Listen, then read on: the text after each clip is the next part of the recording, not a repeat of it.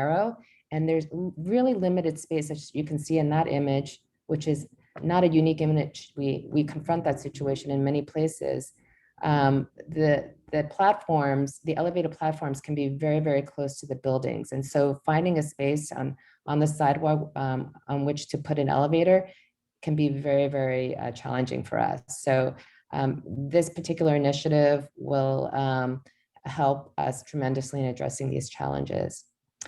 So thank you for your time, and I think I will pass it on to Jonah to go into the zoning details. Thanks, Moonsun. So I'll just provide a little background on zoning and the specifics of the proposal. So currently zoning is in place to help alleviate some of these burdens and support improvements. In particular, zoning can be used as a tool to ensure greater coordination and alignment between new developments and transit station needs, often when we're leveraging improvements in places where there's strong investment and development. This can lead to not only a better designed station, but also a better sidewalk, a better public realm in front of the station, as I think the council member alluded to. Current zoning provisions related to transit generally consist of transit easement requirements and station improvement bonuses. Transit easements have traditionally been used to provide space for new station entrances, passageways, ancillary facilities that support subway lines like emergency egress and ventilation. However, in zoning, there really isn't a consistent approach for facilitating easements on development sites around stations. And these provisions only apply in a few areas, currently along the 2nd Avenue subway line and most recently in the Special Inwood zoning district. As a result, we view that there are missed opportunities for the MTA to locate ADA access at optimal locations. And a great example of that is, I don't know if you're familiar with the image on the right, but that's the 4th Avenue and 9th Street station, the new development that was just recently constructed there, just as an example of that type of missed opportunity. So in zoning, there are also floor area bonuses to incentivize the construction and space for station improvements. However, these bonuses are only limited to certain areas, particularly central business districts. Under the current program, only sites next to subway stations can take advantage of the improvement bonus, and the application process itself can involve a significant amount of time and risk for the development schedule. So to address some of these limitations, we are proposing, as Moonsun mentioned, zoning for accessibility, or we'll just abbreviate as ZFA, with the core objective of creating more opportunities for accessibility across the transit system. ZFA really has 3 goals. First, to expand the easement requirements system-wide to most sites adjacent to stations. Second, to provide zoning flexibility on sites where easements are provided to minimize potential burdens and really ensure that the easement can be efficiently constructed. And third, just increase participation in the transit bonus program by expanding its applicability to more high density parts of the city. So the first component of the proposal is a system-wide easement requirement that would assist the MTA with identifying opportunities for locating future station access points and other station facilities. As part of the requirement, all development enlargements on lots within 50 feet of mass transit stations would need to file an application with the MTA, as well as with the chairperson of the City Planning Commission, to first determine whether an easement on the lot is needed to help facilitate improvements, whether now or sometime in the future.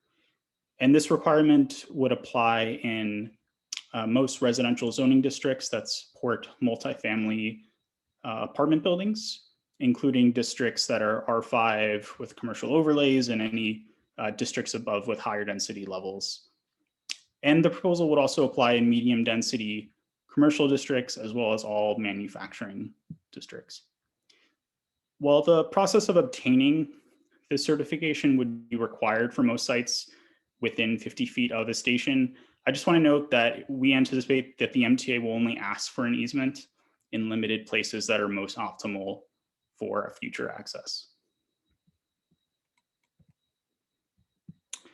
So in consultation with the developer and with the MTA, we would work to determine the necessary easement for future station upgrades, which could really vary by shape and size. They can be underground subway stations that could occupy multiple levels below grade, but also elevated stations that could take up a number of floors above grade. Building on what Moonsun said about kind of the issues of vertical circulation. They could also be the horizontal footprint, the easement itself could be a horizontal footprint, depending on the type of access needed. An elevator could take up less space, while a new station entrance that requires an elevator, but also a staircase and turnstiles could take up a larger easement. And there are different types of easements, whether they're for a future station access point, and in other instances, they could be for a substation that could be a larger volume below grade. Now, just taking a closer look at some of the site-specific challenges, we often find that sites face specific zoning issues that limit their ability to provide an easement. First, the easement itself takes up developable floor area, which can be a barrier for many developments. Second, its shape and size can occupy a large amount of space, and it can be tough to both fit an easement and a development within the building envelope. Third, easements can also restrict the ability to provide ground floor uses and parking where required. And lastly, depending on the type of the development, there could just be issues with adjacent uses such as residential. So in order to better accommodate easements and improve how they're constructed, we're proposing to provide sites with a set of targeted zoning relief related to floor area and open space, as well as setbacks, height, parking uses, and streetscapes. And we'd like to use the image on the right. We're using this actually citywide, but I'm sure many of you are familiar. This is the Carroll Street station that incorporated a stairway into the building and also provided kind of open space and planted areas. So we like to use that as an example. So just to help illustrate the proposal with this diagram, where easements are required, the proposal would first exempt them from a development's floor area, as well as slightly increase the maximum lot coverage to better accommodate them. And then where easements are located outside of buildings, we would treat them as permitted obstructions, where there are limits to open space or side yards and that type. Second, to offer more flexibility within the building envelope, we would allow street wall flexibility around the easements, an additional height of either 10 feet in R6 districts or 20 feet in R7 and above density. Third, where providing space for parking can really conflict with the space for an easement, we propose parking relief by deducting 15 spaces from the total number of required spaces, and then waive parking for sites that are less than 10,000 square feet. Fourth, to support activity in front of the station, we propose to allow temporary uses within the transit easement volume until such space is needed for a new station entrance in the future, while also allowing commercial uses within 30 feet of an easement to provide compatible uses around the station entry and exit points. And this is more of an issue for where an easement is located outside of a commercial overlay. Finally, we would exempt easements from streetscape requirements and ensure that curb cuts are not located within 30 feet of an easement, which is really important to prevent any conflicts for vehicles. So on top of the basic form of zoning relief, some additional relief may be needed to address unique site conditions. In other situations, certain developers may want to provide more circulation space around the easement, which we'd like to encourage. So to allow some more flexibility, additional relief would be available through a discretionary review process, either as a city planning commission authorization that would allow a height increase of an additional 25% of what's allowed, or if more height relief is needed, then through a city planning commission special permit which would require a full ULURP process.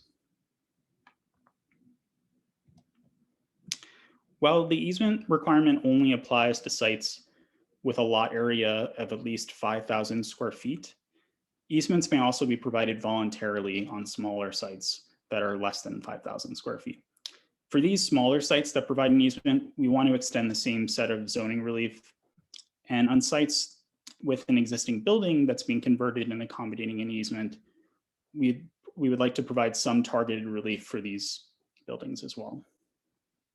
In other instances, instead of a transit easement, some more additional, some sidewalk space or a clear path around the building where future station entrance may be needed. So we're also proposing to allow some flexibility for the location of a street wall in order to provide a sufficient amount of clear path.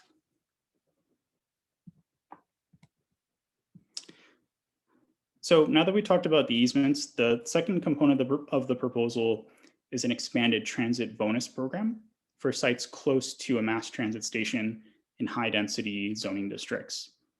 Currently, developers adjacent to certain stations in central business districts can apply for a 20% bonus in floor area when constructing improvements. Under ZFA, we'd like to expand that geography to cover more stations, from the ones highlighted in purple to the proposed ones in blue, which would also be subject to a city planning commission authorization. So in order for the bonus floor area to be granted, an owner must construct a significant station improvement, which can include a single or a variety of upgrades, including an elevator, more station entrances, a mezzanine expansion, platform upgrades, as well as additional signage and lighting. Where stations are inaccessible, ADA upgrades would be a main priority. I also want to note that the amount of floor area bonus is contingent on the degree to which such improvements enhance access in the station environment. So in a sense, there's a proportionality built in between the amount of floor area granted and the type and degree of the station improvements provided. In order to capture more opportunities for developers to support station improvements, we're also proposing, as I mentioned, to expand the geography to all R9 and R10 high density districts and allow sites that are within 500 feet of a station to participate in the program, which would effectively allow both on-site but also off-site improvements. So how does this apply within Community District 6? So first, we'd like to point out that all of the stations currently would be eligible for the transit easement. And obviously, we have an example here of the 7th Avenue station, but of course, as we saw that the elevator will, there's a lot of work going on soon there. We'd also just like to point out that we know that at Union Street and the 4th Avenue 9th Street station will be part of the Gowanus neighborhood plan. And if those areas are mapped with an R9 equivalent district, then they would be covered under the transit bonus program, which is actually something that we're really excited about because of the challenges specifically with Union Street. So just as a summary, ZFA proposes to establish a framework for coordinating the siting and provision of transit improvements with new developments on adjacent sites. As part of this framework, there would be a required consultation process that would apply to all developments and enlargements on lots within 50 feet of mass transit stations. Where easements are needed, targeted relief from zoning would be given to minimize the potential challenges for construction and better accommodate improvements. And then for sites below 5,000 square feet or where building conversions are proposed, the requirement would not apply. But when easements are voluntarily provided, we would also like to extend the same set of relief. And then when more relief from zoning is needed, we'd like to set up a discretionary review process to provide that relief. Lastly, the text amendment would include an expanded geography where the transit bonus would apply, including what we hope for parts of Gowanus, which would include the 4th Avenue stations, as I mentioned, at 9th Street and at Union Street. And I'd just like to end on a note on the timeline. So as a citywide text amendment, this isn't officially a ULURP application, but it follows a similar process in that it gets, we don't say it's certified, but it gets referred out for public review, which started on April 5th. But there's a slight buffer process, so it actually officially started, the community board's 60-day review started on April 14th. And then that would be followed by a 30-day review by the borough president, 60-day review by the city planning commission, and then 50-day review by the city council, with the hope that this proposal would be approved in the current administration or by the end of the year. So with that, I'm happy to take any questions, and thanks again for the opportunity to present and join you tonight. Thank you, Jonah and Moonsun, for the presentation. Interesting information. Who's got it? Jerry, I see your hand first, so go ahead.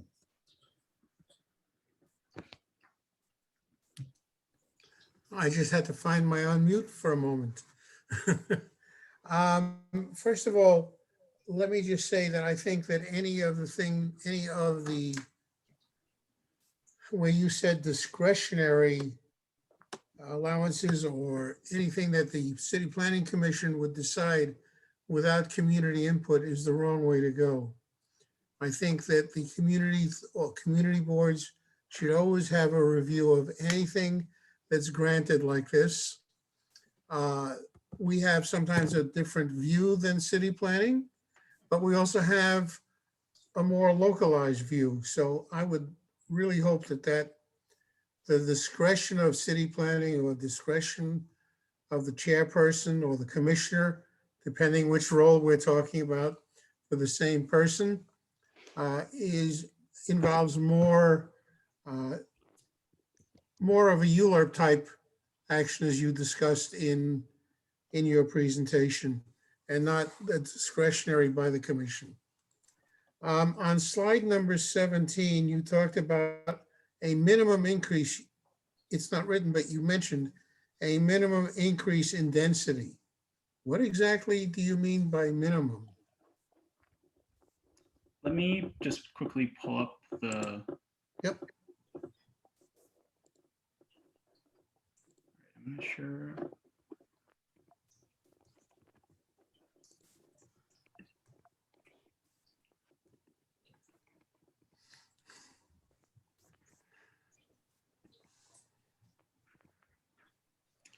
Was this the slide, Jerry? No, you said 17. I said 17. That's where you made the statement. I'm not sure that's one more back and we should be there. Okay, zoning relief for easements. You talked about, it's not really stated, but you mentioned it would be a minimum increase in density. What exactly do you define as minimum increase? You didn't say it on the slide, you mentioned it verbally. I'm actually having trouble finding what I meant. So maybe to take a step back, the only proposal where we're considering a higher density is with the bonus. The easement is strictly about providing zoning relief to accommodate the easement volume. And that's exactly where you said it would be a minimum increase in density. And I'm just trying to understand what you meant by that. That's one, I got one more after, one more. And if you don't have an answer right now, that's fine, just get it to us. I would appreciate that. Sure. Jonah, maybe if you want to clarify the first point about the zoning floor area not counting in the easement and going elsewhere in the development. Maybe you want to clarify that point. Sure. So if you can look at the diagram, you could see the number 1 next to the easement, and we believe that it's appropriate to exempt the easement from floor area. So generally whatever, what's counted as floor area is, if it's part of the Okay. building and it's,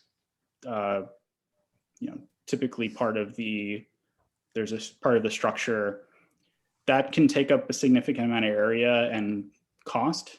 And so we feel that it's appropriate to exempt that area as a part of an incentive, but also to better accommodate the easement. Okay. It's more of a comment. You talked about high density neighborhoods, zoning areas getting a larger relief and a larger easement. The problem is in the outer boroughs where we have very poor coverage of elevator access to subways or above ground transit, is that we're not zoning groups number 9 and 10. And by excluding those areas, the R6 as we are, and some other areas, I think that's a disservice. It's going to take even longer for elevators to get to those stations and those areas. And this is not a derogatory statement for the MTA. They have, even with congestion pricing funds coming in, they have a backlog of repairs and improvements that they have to make that will suck up that money very quickly. And all those improvements and repairs have to be made. I would think that there should be a way to also give the larger incentives and easements and incentive and bonus in FAR in some of the lower density neighborhoods to provide access and elevators quicker than what we have right now. With what you're proposing, it's going to take even longer in the outer boroughs. And yes, I'm thinking of areas other than Board 6, because right now we don't have a 9 or a 10 residential zoning. Now, if we get it in Gowanus, that's still only the corridor on 4th Avenue. That does nothing for the F train, which is overcrowded.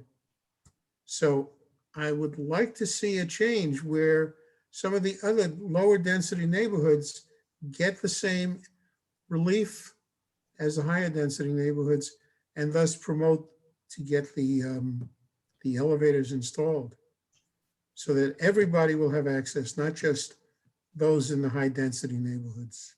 That's just a comment.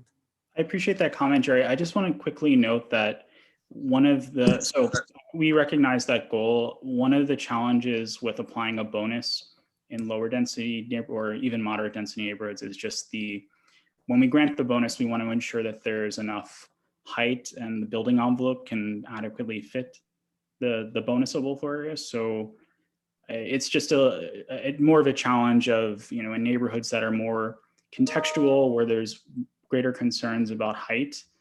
We try to focus the bonus on, it's just more challenging to apply a bonus, if that makes sense. Jonah, can I just add a few points? Mhm. I just want to clarify that the easements apply throughout the city, starting at the R5 with commercial overlay. So that covers 94% of our stations in New York City. That's that one program. And then this other program with the bonus, that's the one that applies to the highest density districts. And I think now that this committee knows the complexity of putting in an elevator, it is expensive to put in an elevator. And so that cost, if a developer were to do it, there needs to be a certain amount of density from that bonus to cover the cost of even one elevator. So, and because there is a 20% zoning bonus max, you do need a certain base density in order to get that zoning bonus off of to cover the cost of an elevator. And also, Jerry, this is Andy Inglesby again. I just wanted to reconfirm that ZFA is meant to complement our capital program. It's not meant to replace it. So when you're talking about stations that might be eligible for ZFA, please, keep in mind that, in addition to us looking to do ZFA with city planning, our 5-year capital programs will still be in effect. So as I had said back in the first presentation, there's 70 ADA stations in our 2020 to 24 capital program. And obviously there'll be a lot more in the 2025 to 2029. So, this is meant to complement our capital programs, not to replace it. Okay, I understand that what you're saying. I see my name changed because I fell off and I had to get back on. But it's just a suggestion and it's something to look at in the future. I understand that there are problems with what I was saying, but I'm hoping that it will, in the long run, actually benefit everybody. I think the ZFA is a good start. Don't misunderstand what I'm saying, but I think we have to go further. And I understand that there's the long-term capital program, but also I want to see it happen before my kids have grandchildren. I mean, I won't see it, but on the other hand, I'd like to see it because I do have some friends who are handicapped who live in other parts of Brooklyn and Queens. And it's going to take a long time for them to be able to get to a subway and near them and utilize it. And I think that as Mr. Levine mentioned earlier, it's a problem to get if you have someone in a wheelchair, someone on crutches. And the sooner we can solve that and make the system close to 100% accessible, I think that would be advantageous to everybody. And maybe we can get some credit along the way. Thank you. Sure. Point Thanks. noted, Jerry. Thank you. Joanna and then Joanne. Hi, yes. This all makes a lot of sense to me, with the exception of actually on the same slide, I'm looking at point 3, which is discussing how many parking spaces to trade for these easements. I am worried about codifying this as one of the permanent relief points because I'm hopeful that planning is either in the works or will shortly be in the works of getting rid of parking minimums altogether in transit accessible neighborhoods. Worried about having that in as a permanent incentive and whether that will de-incentivize getting rid of parking minimums overall. So just maybe consider whether that's an actually necessary relief. I think a lot of the other reliefs on this page would be enough to get a developer interested in providing an easement. And then a second question regarding maintenance of these easement areas. The bonuses are forever. Basically, once you get the extra square footage, you've got it, right? What is there in this plan to compel the developers and subsequent owners to maintain these spaces for the MTA and for all the users of the MTA? Just interested in if that's something that happens further down the line or if it can be considered now. And then my third question is more just wanting some actual tangible examples of the street wall flexibility relief and what that might look like on the street. Are we talking about people being able to move the property line? Are we talking about how it looks to the passerby? What does that flexibility entail? Thank you. Thanks, Joanna. I really appreciate the questions. So I think I can tackle the first one and the third one. I might ask MTA to jump into the second one.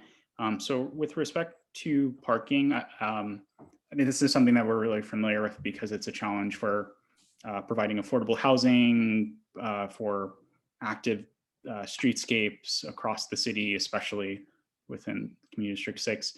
I would say that for a transmit easement volume, parking is especially a conflict because of the need to just not occupy the frontage along a street, but also portions of below grade, which is often where parking is for a cellar or within the basement. So we feel that the parking relief is really critical, and I think it's not just from a physical standpoint, it's also a matter of policy, we feel, because to really minimize the parking where in an area that's so transit accessible. And then for the third question, street wall flexibility, I think we have some examples of that I can follow up with the committee on, but the real issue is in R7A, many contextual districts require the street line, the property line, to be really close to the street wall of a building. So when you're providing an easement that has an entrance where it's set back, there's just a basic conflict with the zoning contextual rules. So normally, for a block like thinking of maybe 7th Avenue or 9th Street, we want to ensure that the buildings line up as much as possible, which is a really important part of contextual zoning. But when providing easement, there's just a basic conflict where the easement or the portion needs to be set back from the building. So that's really the driving force behind that. And I can answer the second question. But were you asking about the maintenance of the easement or maintenance of the elevator?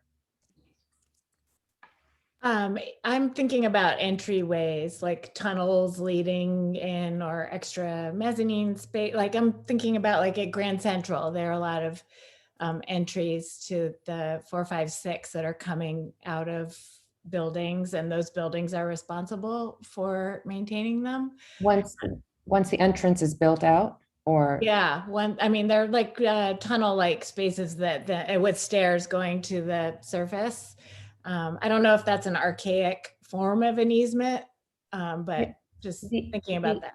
The easement is only the space within the private development itself.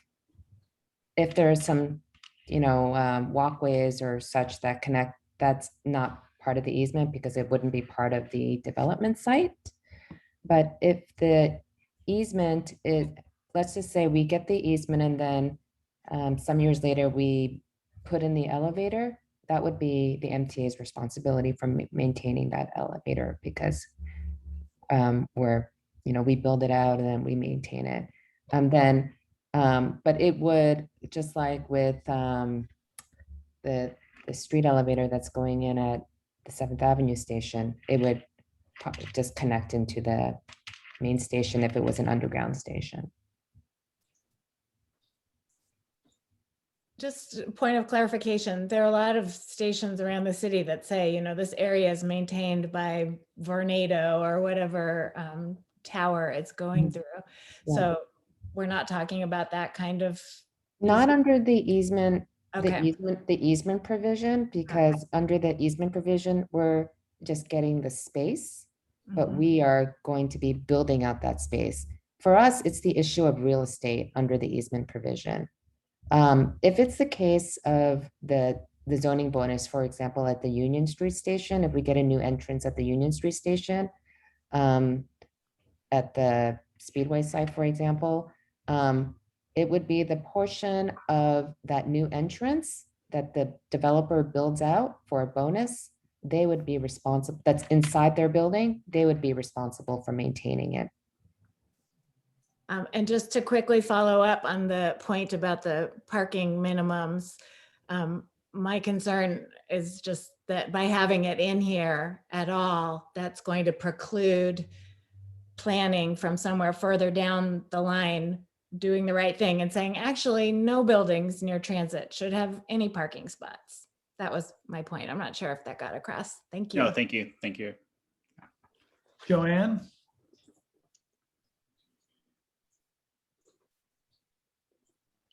Oh, okay. I'm learning how to work my phone. You're doing great. Okay. Good evening, everyone. My question, it's sort of confusion, but I agree with Jerry.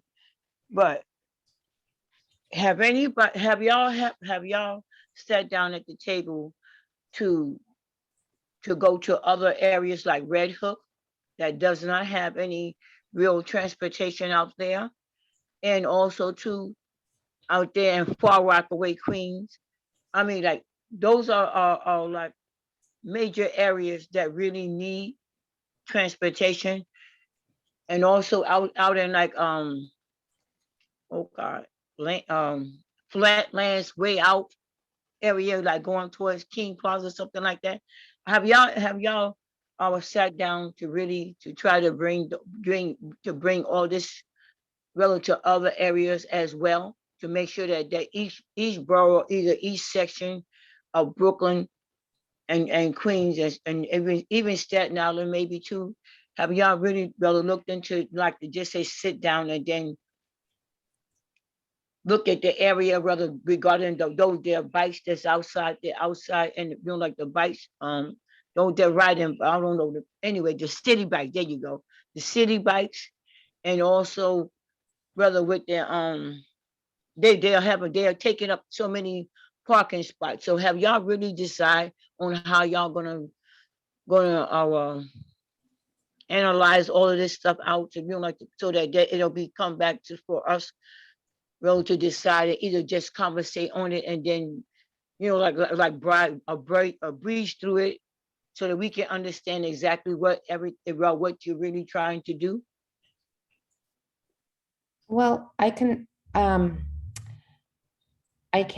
I'll defer to my colleague, Andy, to address the important issue that you highlight, which is that in some parts of the city, there aren't stations, and what you're identifying in some of the neighborhoods.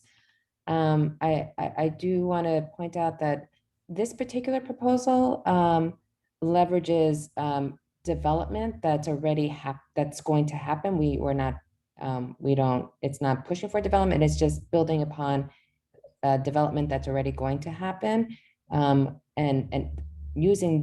leveraging that to help us get accessibility within existing stations. Andy, I don't know if you're still in the meeting, but if you want to respond to Joanne's questions and comment about just the overall issue of transit access within the system. Okay, Andy's not around. Yeah, no, I am. Sorry yeah, about Andy, that. I don't see you. Okay, I saw your name. No worries. Yeah, so to answer that question, I mean, I would just simply say that, we're going to, all the community boards citywide on this topic. And obviously, our 5-year capital plan addresses all subway stations within the New York City transit system and the Staten Island Railway. So, I mean, as far as a citywide approach, we're certainly looking at, obviously we're just here for Brooklyn CV6 tonight, but, we are going to multiple meetings every day regarding the ZFA. And, I mean, as far as the capital plan is concerned, we are, it's a 5-year plan that addresses all issues within the subways. I don't know if that's going to adequately answer your question, but I mean, as far as a system-wide service and a subway, a citywide level, we're certainly, out there looking at all areas of the system. Okay, because that's my reason why I was asking those questions. Just like Jerry said, those are the most valuable areas where people have a lot of disability. And I know for myself, I can't walk. I can go down to like a certain amount of stairs, then I get winded, and then I have to catch a breath because I'm asthmatic. But then I can't go up. And then I know there's some people that really cannot get on like walk down the staircases because they are not able to. And that's why that's why I was pinpointing those areas directly. Those are the really areas that really need transportation, and like some type of our access, so they can get to and from the hospital or doctor or wherever they need to go. Sure, and then I obviously don't have to tell you, or 100% of our bus fleet is ADA accessible. I don't know, depending on where you're traveling to, the buses are very good options as far as going to places as well. But we certainly hear you regarding the subways, and as Munsun had pointed out in one of her slides, the goal is to make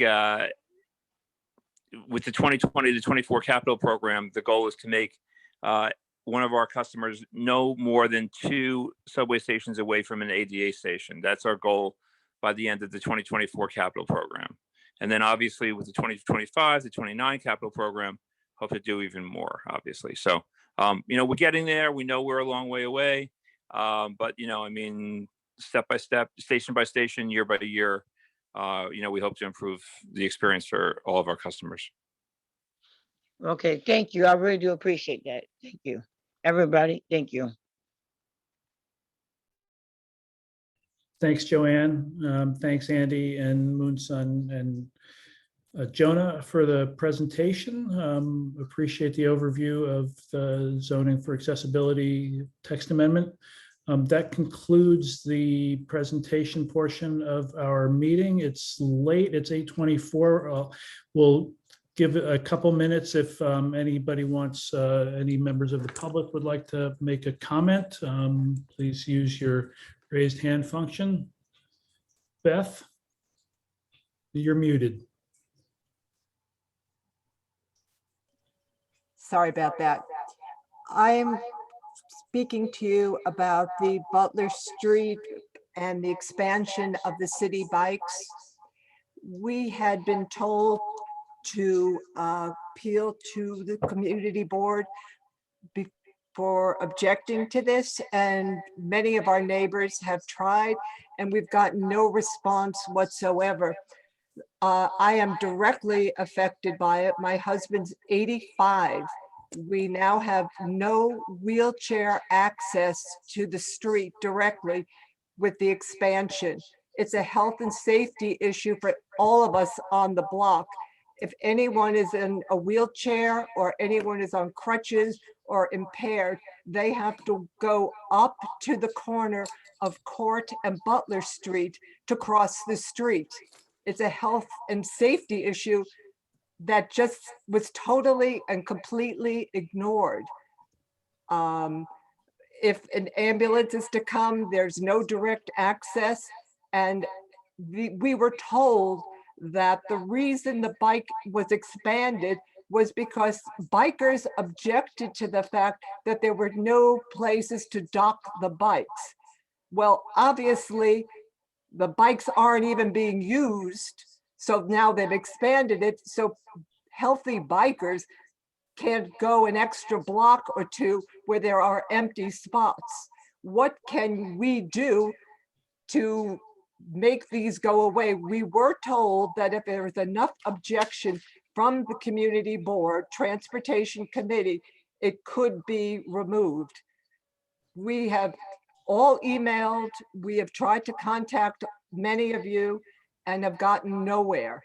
What do we do? What do we have to do? Or actually, what can you do to make it go away?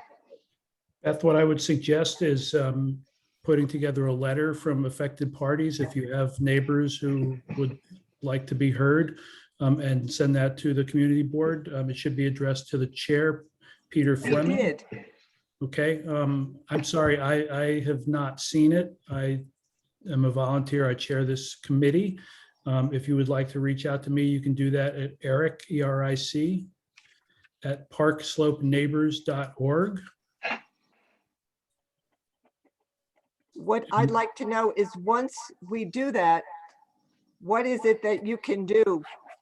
Or what can be? Eric, let me just say, last night at the community board, they were given the same advice. Yep. And they were told to contact Peter Fleming directly.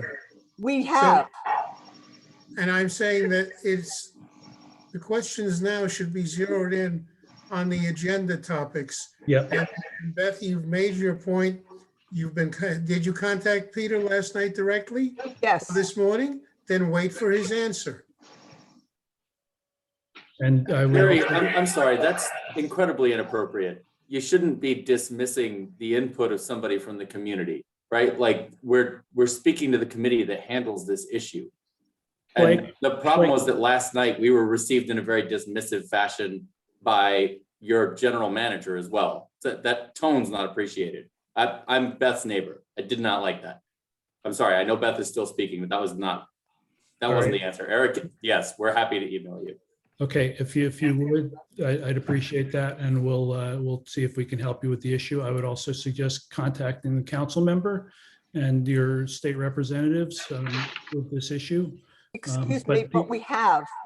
Okay, And you know well, what we've gotten? Nothing. Beth, the community board is purely advisory in our function. We will try to help you, but we don't have any power to effectuate anything. Your elected officials do, the Department of Transportation does. And again, we encourage you to contact them directly, but also to reach out to the community board. I gave you my information. You have the information for our chair and the district office, and we will try to help you with your situation. Excuse me, Eric, but we were told by the Department of Transportation that the Community Board 6 Transportation were the ones that made the decision. So we're being bounced back and forth. Beth, I will stop you there. That's just not true. We didn't make any decision. The Department of Transportation came to us in an advisory manner to inform us of their plans for expanding City Bike. We have no role in approving it. They didn't ask us to approve anything. So if you were given that information, it was given to you incorrectly. So again, thanks for reaching out. It's now 8:30 and we're going to end the meeting, but please do contact me if you have further follow-up, and we'll see if we can help. Thank you. Thank you. Thanks, everyone. Have a good night. Thanks for joining us. Have a blessed evening, everyone. You too, Joanne.